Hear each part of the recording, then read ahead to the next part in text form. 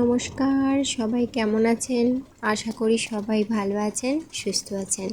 অর্ণব লাইফস্টাইলে আপনাদের সবাইকে জানাই স্বাগত। তো অষ্টমীর সকালে প্রথমেই স্নান সেরে চলে এসেছি ঠাকুর ঘরে। তো এই যে গোপু লাড্ডুর জন্য এই দুটো নতুন ড্রেস নিয়েছি, সেটাই পরিয়ে দিলাম লাড্ডুকে প্রথমে, তারপর পরিয়ে দেব গোপুকে। তো দেখুন দুটো ড্রেস পরে খুব সুন্দর দেখাচ্ছে না? আর অষ্টমী বলে কথা, তো দুর্গা পুজোয় সবাই তো নতুন শাড়ি নতুন জামা পরবে, আর আমার গোপু লাড্ডু পরবে না তা কখনো হয়? তো দেখুন এখন কত সুন্দর দেখাচ্ছে না বলুন নতুন জামা পরে। তো প্রথমেই পুজো দিয়ে শুরু করেছি অষ্টমীর সকালে। এখন এদের পুরো কমপ্লিট দেখাচ্ছে তাই না? আরে না না, বাকি আছে। এই যে দিলাম বাঁশিটা, এবার হলো কমপ্লিট। কি তাই না বলুন? বাঁশি ছাড়া কি গোপাল কখনো থাকতে পারে?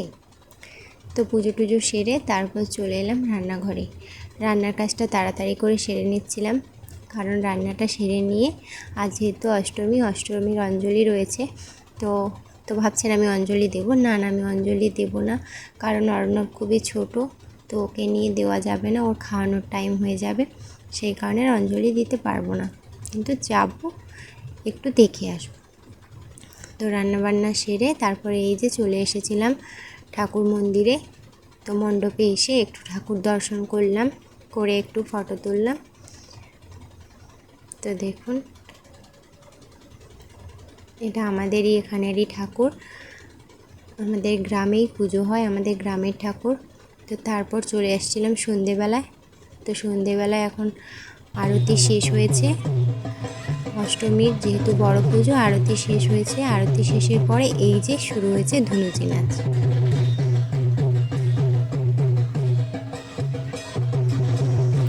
দেখুন ধুনুচি নাচের কত সুন্দর না? জানেন বিয়ের আগে ধুনুচি নাচ দেখার সৌভাগ্য কখনো হয়নি, কারণ বাড়ি থেকে দুর্গা মণ্ডপের দূরত্বটা খুব বেশি না হলেও 10 মিনিট, তো সেই কারণেই আর সবসময় দেখা হয়নি। কিন্তু বিয়ের পরে যেহেতু ঠাকুর মণ্ডপের দূরত্ব বাড়ির কাছেই, এই 3 মিনিট, সেই কারণেই দেখতে পাই। তাই পুজোর দিনেই বিয়ের পরপরই প্রত্যেক বছর এই ধুনুচি নাচটা আর মিস করি না। তো সেটাই আপনাদেরকে দেখালাম। দেখুন কত সুন্দর ধুনুচি নাচ করছে, তালে তালে সবাই নাচছে।